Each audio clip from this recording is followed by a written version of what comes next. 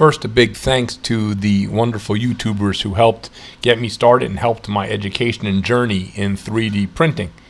And with that, let's look at some prints off the Epax X1. Before I start blabbing into the review, let's at least look at a couple of pictures so you can see the amazing prints I've been getting off this machine. There's going to be a lot more prints coming afterwards.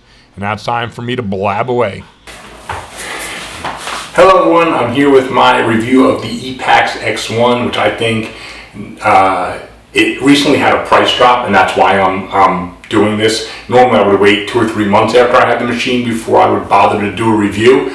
But in light of the recent price drop, it used to be, I think, at least $200 more than a Photon or the new Elegoo Mars, and now the price has dropped. So since it's only $100 more expensive right now than the Mars and the Photon, it's really time to start talking about the Epax X1. And I think that company, they actually have a great product. I don't think they advertise it heavily enough or got the word out enough. So here's my initial impressions, and I've had it for a few days now, so I've actually had a chance to do a bunch of prints. Later on in the review, because I pre-recorded another part, I mentioned that I'm doing this initial review with only 10 prints, but I actually delayed it a day. I want to get more prints done, and because this thing works so fast, I was able to get 10 more prints done, so you'll be seeing those as well. So I've got at least 20 prints done.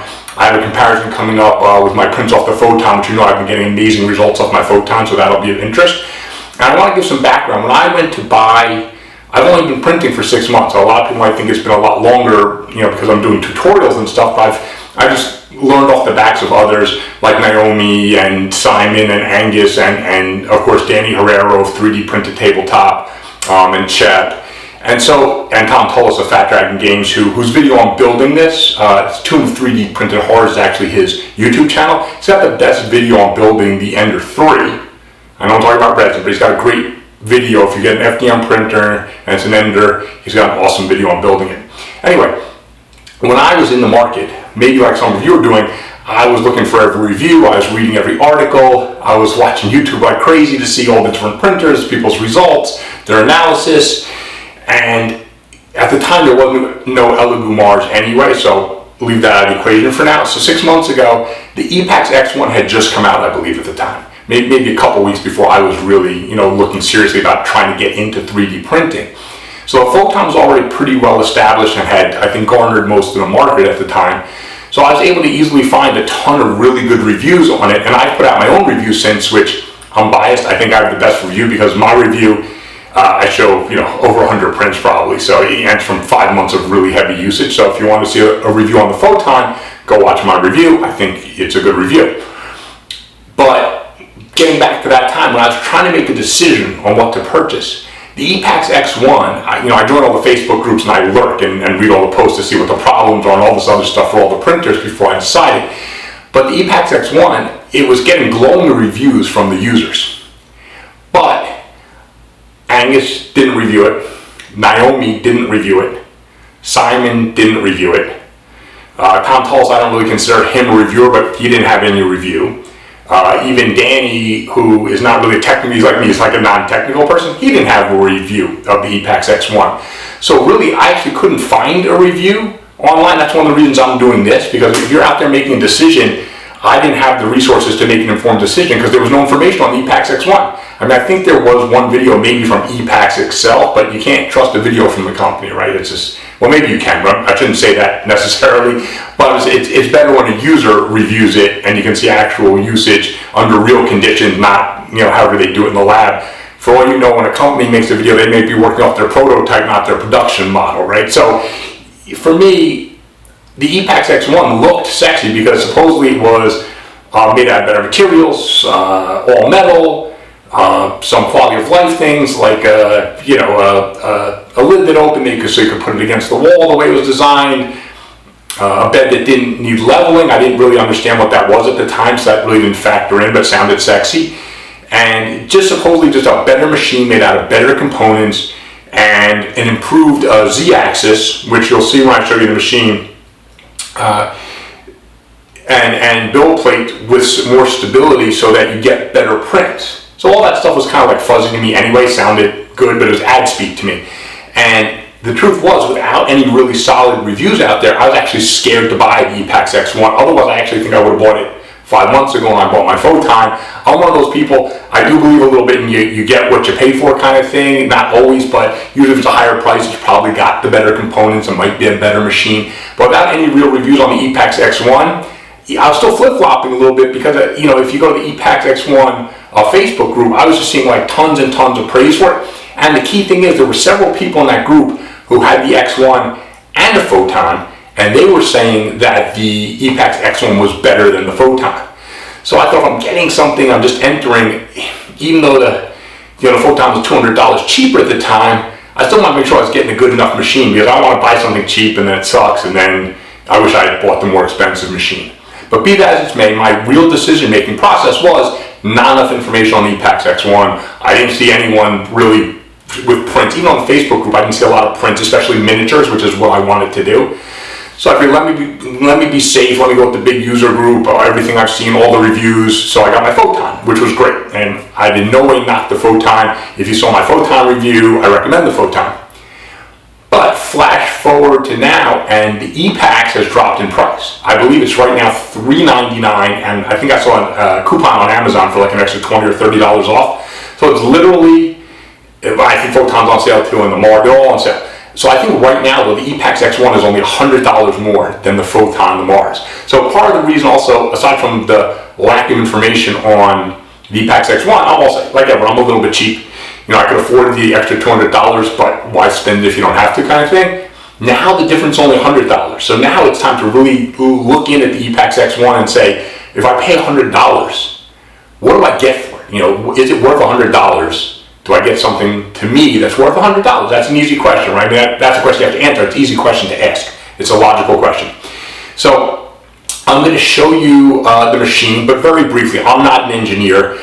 I can't attest to the components in there except by what I've read from other people. There are engineers who have written stuff up, and in terms of taking the machine apart to look at it, that would be Simon or Angus or someone doing something like that, a real engineer, which I am not, or Naomi.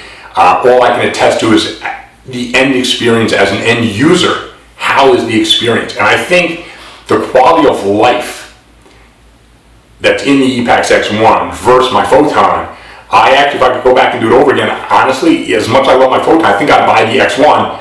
Maybe not then when it was $200 more, but now that it's $100 more, I can notice the better construction in terms of everything's metal. Even the door, is metal.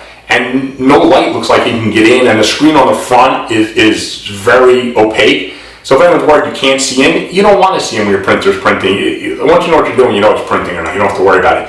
But you want to keep the UV out as much as possible. So a lot of people with Photons actually cover them up to keep the light out. And you don't want to do that. So the way the machine is designed is great. And I'm going to talk about, I think I come back to it in my little pre-recorded section I did, where I'm showing prints and stuff, but I'll say it again now. What I didn't understand about the Epax X1, because maybe when I was first reading about it, I just didn't understand what I was reading. It comes pre-leveled. And the build plate, which I'm going to show you in a sec, the build plate has 4 screws anchoring it in place. So once it's set, once it's calibrated, I don't think it can really move. I mean, there might be some scenario in which it moves and you have to quote-unquote re-level, but I don't know what that would be. And having used a Photon for 5 months and also having an ender and all the things you have to do with leveling, I know FDM and resin are different, but you still have to level in FDM, level in resin, totally different thing. Photon's easier than FDM, but just the whole idea of leveling all the time and making sure you're perfectly level. So the Epax X1 advertised as it comes pre-leveled, pre-calibrated. Every machine they calibrate in their factory before they send it out. Now to me, that sounded like ad speak, and I thought, I know the issues I have with leveling and how precise you have to be. And when I see on these Facebook groups people with failed prints, whether it's from the Photon, the Mars, or from their FDM printers, 99 out of 100 times, it's a leveling issue. So I thought, this thing comes pre-leveled, I don't buy it. And if they pre-leveled it, would they do it right? I mean, can you trust that?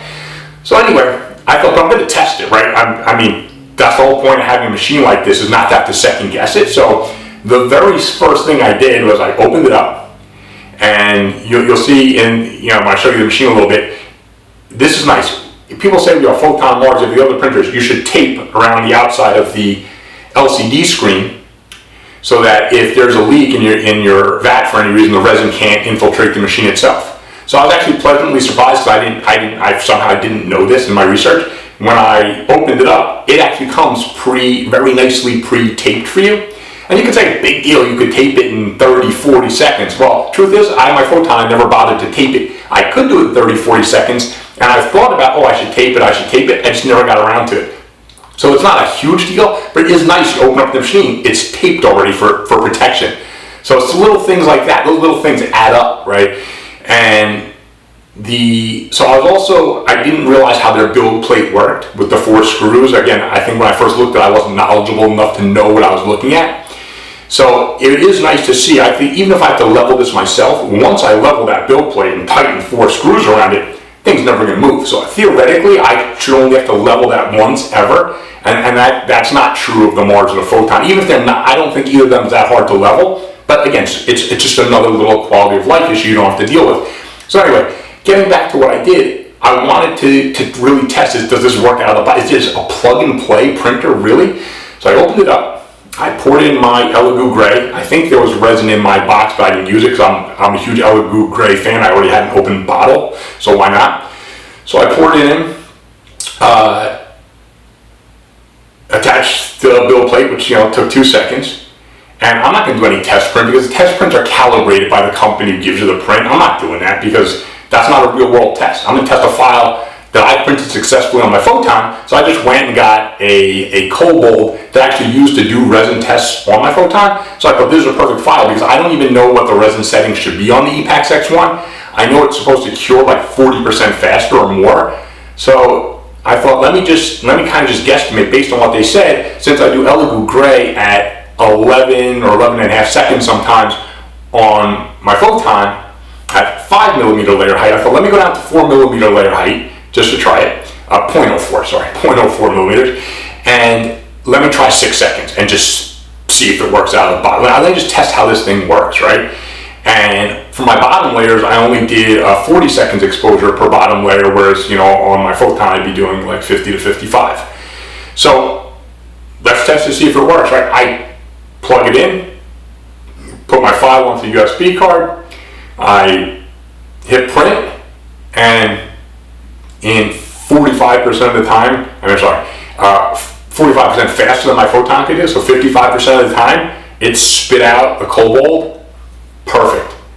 No supports, everything is just perfect. So what this tells me is their pre-calibrated bed leveling was actually perfect. So I was actually surprised, because I was not expecting it to really work. I'm not a big doubter. I'm a minor skeptic, though. I need to see proof. So it was nice to see that what they said, this literally is plug and play. You still have to know what you're doing a little bit. If you've never used a resin printer before, you'll still be fumbling around, like how to save your file properly out of Chitterbox, and if you're using Chitterbox, the Epax, you have to add their printer you stick in a USB stick, and then you import the profile into your Chitterbox slicer, and that'll set the parameters for Chitterbox. Because if you don't do that way, you get prints that aren't supposed to be on that exact size print bed, and your prints come out all messed up. I did that with my Photon, so I have experience. I have a video on how to add your printer, so it's like a 2-minute video you guys can watch. You won't make the mistake that I made. But so the setup, for someone who knows even remotely what they're doing at all, the setup was like 2 minutes, and then I was printing, so I was kind of stunned by that. And the other thing that I'm going to talk about later a little more while you're looking at prints, so I'm just going to say it again while you're looking at me, is I couldn't believe how much faster this was than my Photon. So in terms of quality of life, the fact that the machine seems to be made better. It's made out of all metal. It comes, with a little tape. It comes with a build plate that you never ever have to level, and comes pre-leveled even. These are all like really good quality of life stuff, and there's, I guess, really minor stuff to me, but some people might care. The USB port is toward the front of the machine, so it's really easy to access. On the Photon, toward the back, it's not that big a deal, but again, it's another little thing that adds up. And I think their USB stick that came with the machine, the Photon one you actually have to throw out because it absolutely sucks. This USB, I haven't seen one on Epax saying they just had to replace it immediately, and mine seems to be working okay. Now that I'm thinking about it, I might replace it just to be safe. But anyway, the speed of the machine is incredible to me. That's really like game changing, because what it can do for your workflow or your hobby flow. If you're a hobbyist like me, I can just print so much more stuff, and instead of you know, if I have a 9 or 10 hour print on my Photon, I do one during the day, and then I start another one that goes overnight, and I've done 2 prints in 24 hours. Here, you know, the print is, that same print takes 5 or 6 hours, so I can do 2 during the day, and then 1 overnight. Now I've done 3 prints, so I've done 50% more of my figures, which is really great. So anyway, I don't want to take too much time. You looking at me. Let's look at the machine, which we're only going to do briefly, because like I said, I'm not an engineer. I'm not here to really talk too much about the machine. I just want to show you the machine. Then I want to show you the prints, and what you're going to see when I get to the prints is that, in my opinion, this thing does print a little better than my Photon. I'm not going to be out here saying, oh my God, it prints amazingly better than my Photon, but I do believe it prints a little better, and whether that's from, you know, a better build of the machine or you know, better light sourcing, you know, I can't say. Like I said, I'm not an engineer. I'm just telling you my experience. So my experience is that my prints came out a little better. Now, if you've seen my other videos, you know my prints off my Photon look amazing. So I'm not saying that Photon sucks. This is great. Photon's amazing, and this is like amazing. You know, it's a tiny little bit better. But for me, if someone was asking, if a friend was asking me which one should I buy and why would you recommend it, I would tell them Epax X1 right now, and I wouldn't tell them because it prints better. I would just say just the overall ease of use of the machine itself, and the speed are all way better. And for $100 difference in price, I need to get way more than $100 of value right now. When it was $200 more, then you're starting to get a little more questionable. I'd be recommending it more to people who are like running a print farm, you know, because, you know, money's important. You know, so an extra $200 is a lot. Now it's an extra $100. It's not as big a deal. So anyway, hope you enjoyed the rest of the review. At the end or now, please like, please subscribe to my channel. If you're getting into resin printing, I have a bunch of videos that will really help you and spare you from a lot of mistakes that I and other people have made. I pass all my knowledge that I've learned in the last 6 months and that I built off the backs of other people, and give it all to you guys, so hopefully you can have a great printing experience. And okay, here we go. Enjoy the review. So you look at the machine, it's all metal. The lid opens up, so it can actually fit against the wall. The lid is hinged in the middle. You see there's black tape there, which is great. They tape up the LCD screen for you, so you, if there's a spill, it won't go through into your machine, which is a nice little touch. You see that Z-rod, it's a dual Z-rod, and it can't wobble. It's really well machined and well constructed, and I think this is the element that leads to slightly better prints off the Epax X1 than off the Photon. So you see the way the lid opens and closes. You can have it right up against the wall and still use it. Okay, and you know, it's just a nice, solid, really heavy machine. Obviously, you can't feel the weight as you're watching, but believe me, everything in there is metal, including that hinged lid. That whole thing is metal, obviously, except for the plastic. And there I'm just pointing out where the build plate goes, attaches right under that knob there, which I'm going to show you the build plate in a second. So here's the build plate, and before I get a little out of focus, unfortunately, you see the 4 screws holding it. It's a very solid piece. With those 4 screws in there, that thing just can't move. So once you slide it in and attach it, and the bed is leveled, which it comes pre-leveled, as I go on to say, comes pre-leveled perfectly, you never have to level that bed. So look how easy. This is just what you just saw, opening it up, screwing this in, then putting the vat in. That was how I started my first print. So again, I'm just showing the tape there. I've always meant to tape up my Photon, but I never got around to it. This came taped, so it's pretty good. So that's it for the machine. Let's look at some prints. So we talked about the machines. Now let's talk about the prints. So here is a barely 15 millimeter tall cobalt, and it came out, you know, pretty amazing on the Epax, which is not surprising. It's a good machine. And here is the Vampire Boss from Artisan Guild, and from the back, don't get all pervy looking at this, people, please. It's awesome sculpt though, and the Epax handler that came out beautifully, as you can see. Here's another Vampire Lord from the Artisan Guild, and this one also came out just incredible. And I think overall, when I'm looking at my prints just in my hands, and I can't, you won't really see this because naked eye, I think you'd have to be an inch away holding it in your hand yourself. Filming it won't help, but the images, the prints off my Epax next to the prints off my Photon, and I'm not knocking the Photon. You guys have seen my Photon videos. I get incredible prints from my Photon. The ones from my Epax, when I hold them in my hand, and look at both of them, somehow they just look at like the tiniest little bit crisper, cleaner, smooth. I'm not sure what it is, but they just look like a minute little bit better. So to the naked eye, unless you're comparing side by side, it might not really matter to someone, print quality. But let's look at some of the print quality, a direct comparison, just so I can show you, exactly what I'm talking about. And what we're going to look at is the Cobalt. And now I have the Cobalt I printed on my Epax is on the left, on the Photon is on my right. And you can see, just at a glance, they look kind of almost exactly the same. So let's really focus in, and it's almost under a microscope. I think if you look at the fletching on the arrows, which I circled in red in case people don't know what fletching is, it seems like the tiniest little bit clearer, a little crisper on the one on the left, which is the Epax. But again, to the naked eye, you almost can't really tell or put your finger on it. But that Epax print looks just like a tiny little bit better.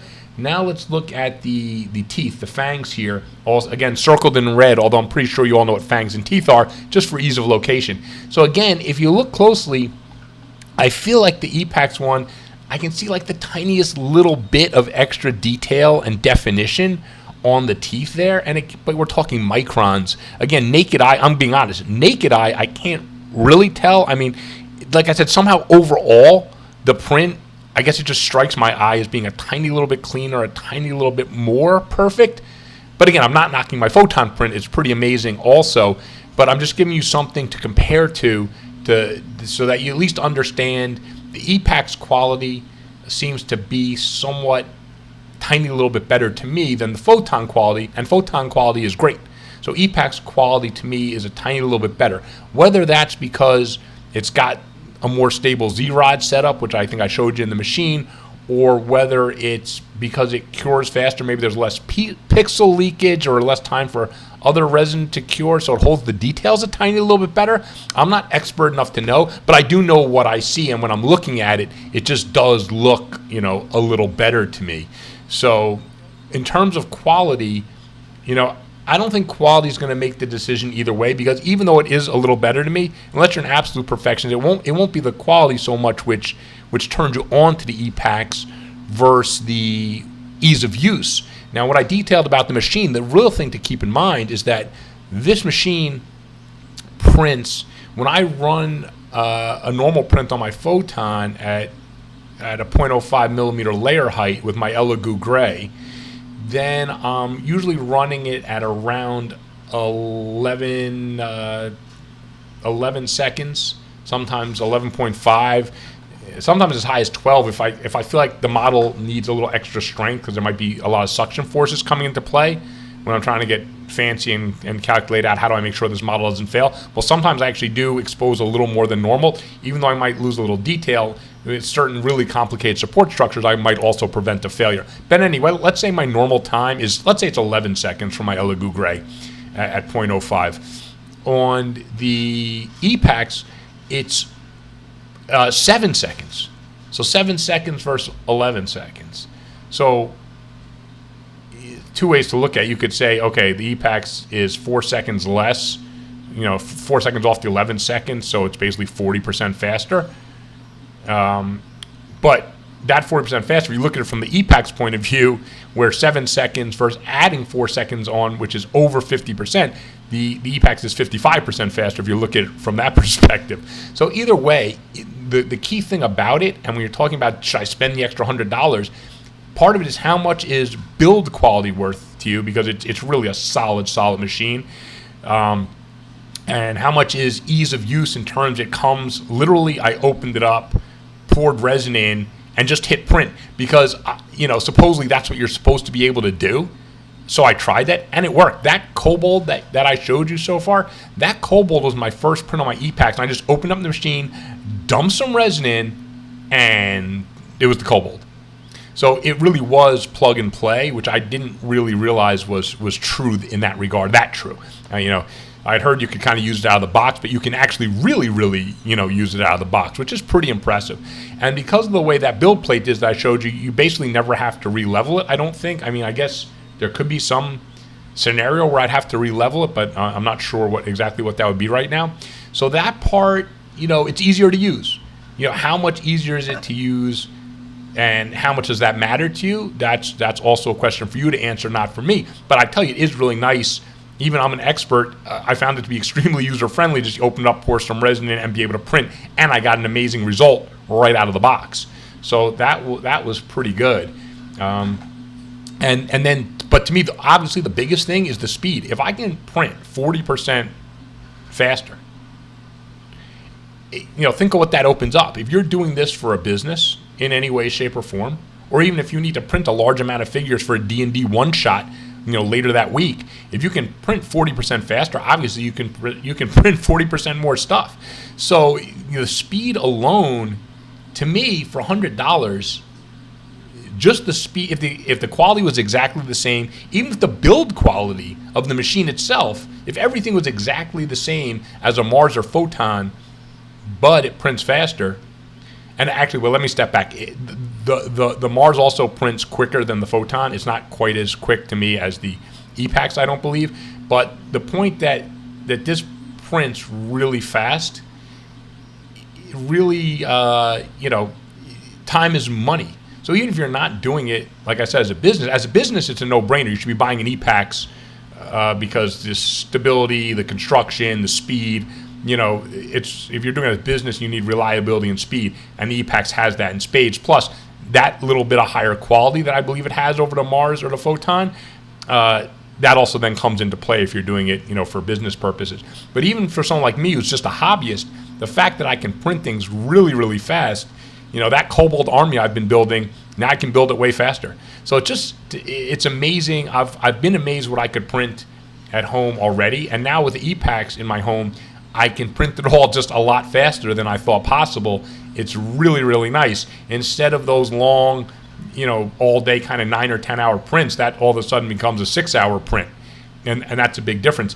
In a full day, I can squeeze in 2 of those 6-hour prints instead of one, 10-hour print and then putting an overnight print. So in terms of your workflow, that extra speed is, to me, it's phenomenal. It's a really big change for me, and it's great. So I would say on speed alone, I think this machine, for most people, I would think it's worth the extra $100 just to get that speed. But then on top of it, you add the ease of use.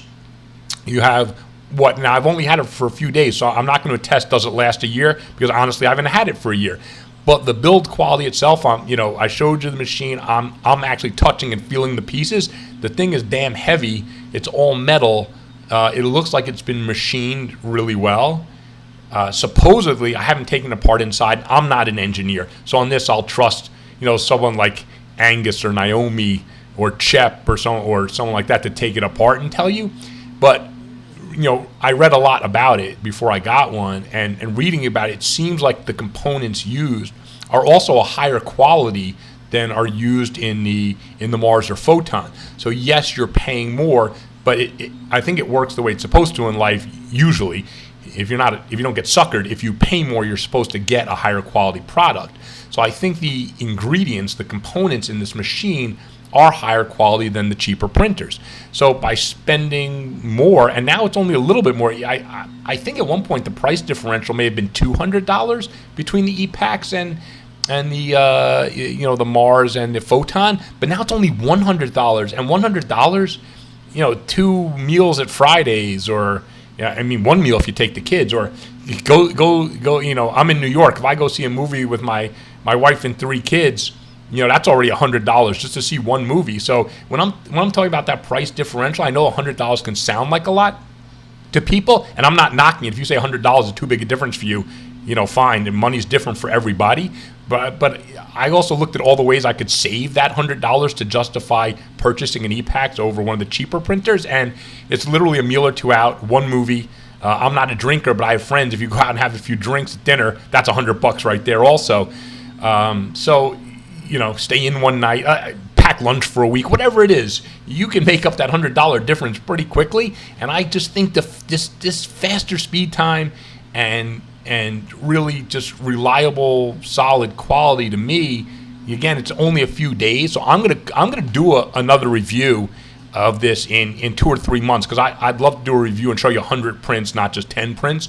But I felt like because the price, I'm doing this because the price just came down to where it's affordable to people. So I think it's important that I really kind of do the first impression video as quickly as possible, so that now that the price is lower, it might make sense for you to grab one. And I just wanted to get my video out there, so people could see what my impressions are. And I'm really impressed with just the overall seaming quality of the machine and ease of use. And then again, I keep harping on this, but the speed was just great.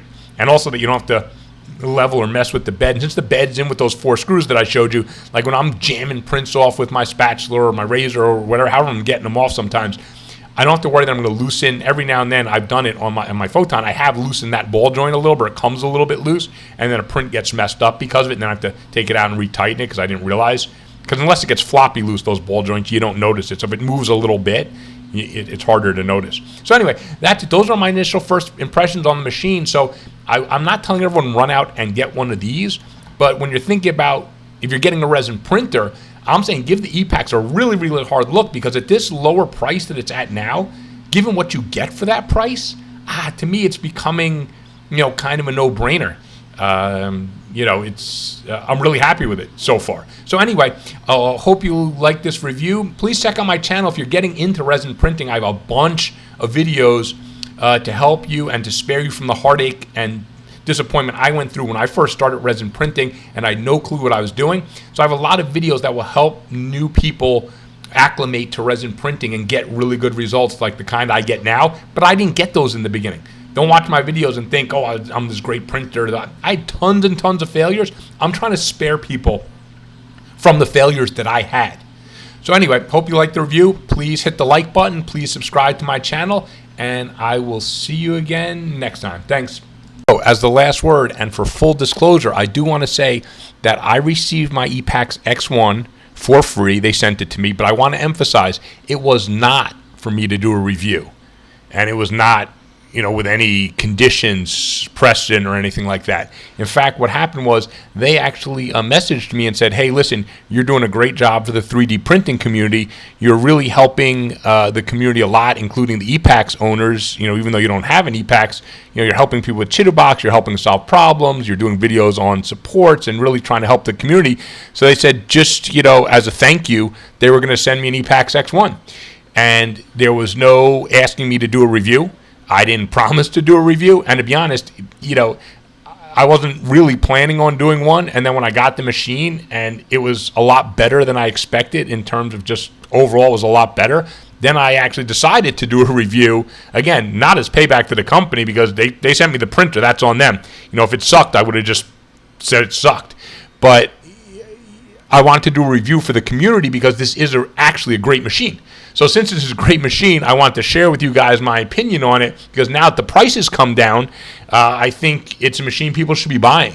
So just wanted to do full disclosure. I did get it for free, but again, that had nothing, absolutely zero, to do with my review. And I'm an honest guy. I always tell the truth. So, take it for what it is. But I just wanted to let everyone know in case anyone had any questions about it.